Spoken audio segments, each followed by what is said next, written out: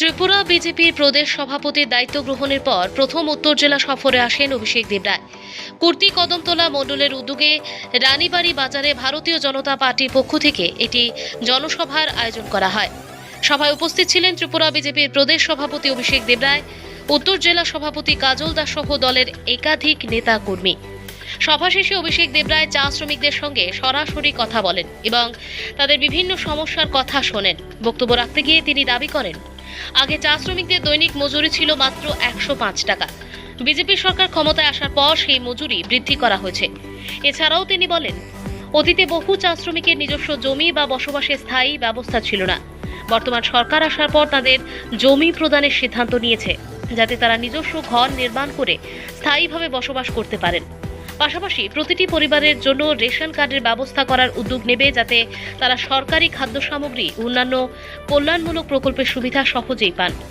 অভিষেক দেবরায় বলেন, সমাজের অন্তিম মানুষের উন্নয়নই ভারতীয় জনতা পার্টির মূল লক্ষ্য।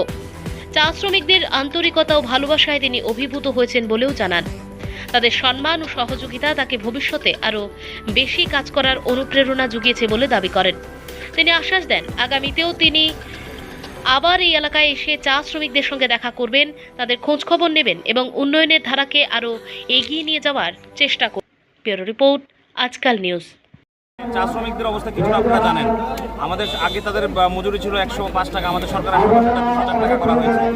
তাদের থাকার কোনো ঘর ছিল না বা তাদের কোনো জমি ছিল না। আমাদের সরকার সিদ্ধান্ত নিয়েছে যে প্রায় 7 থেকে 7,500 যে পরিবারগুলো আছে তাদেরকে 2 ঘন্টা করে জায়গা দেওয়া হবে, যেটা তাদের সেখানে ঘর তারা তুলতে পারবে, তারা স্থায়ীভাবে বসবাস করতে পারবে।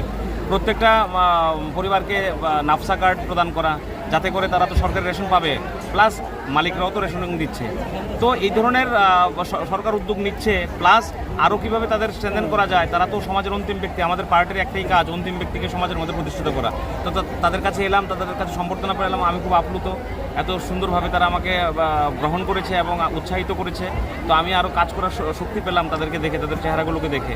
সারাদিন তো তারা পরিশ্রম করে, তো আমিও আরও বেশি করে আমাদের পার্টির জন্য এবং তাদের জন্য পরিশ্রম করার জন্য একটা ডোজ বা টনিক এখান থেকে নিয়ে গেলাম এবং আগামী দিন আবার আসবো। তাদের স্বার্থ সম্বলিত যে সমস্ত বিষয়গুলো আছে সেগুলো নিয়ে আলোচনা করবো এবং তাদেরকে কীভাবে স্ট্রেনথেন করা যায় সেই জিনিসটা দেখব।